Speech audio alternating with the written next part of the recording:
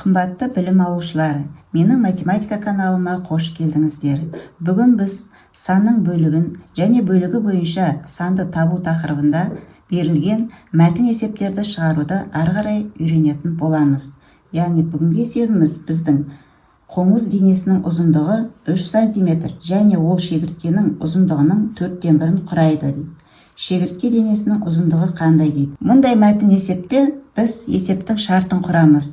Қазір біз суретте көріп отырғандай қоңыздың суретінің төменгі жағына 3 см деп жазып қоямыз, ал шегірткенің ұзындығы белгісіз болғандықтан оны x см деп айтамыз. Енді осы берілген сандар бойынша біз теңдеуді құрастыратын боламыз. Есептің шешуі бізге шегірткенің ұзындығы белгісіз болғандықтан біз мына тұрған x-ті 4/1 көбейтеміз.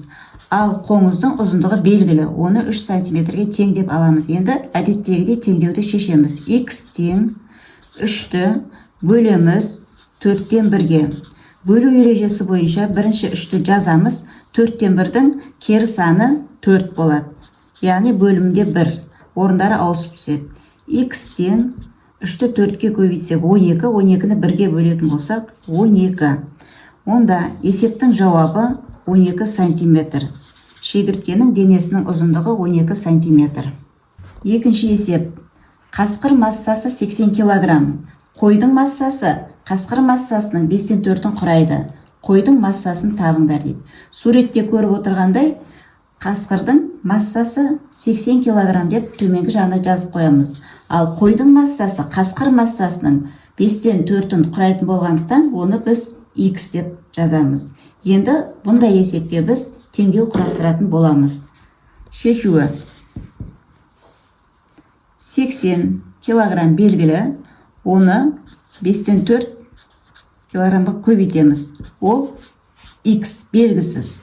Енді ол жерде теңдеуді шешейік. Мына тұрған 80 мен 5 қысқарады. 16-тан теді. 16 көбейту 4 тең x. Мына жерде 1-ді жазбасақ та болады. 16-ны 4-ке көбейтетін болсақ 64. Олай болса есептің жауабы бізде 64 кг-ға тең екен. Қойдың массасы.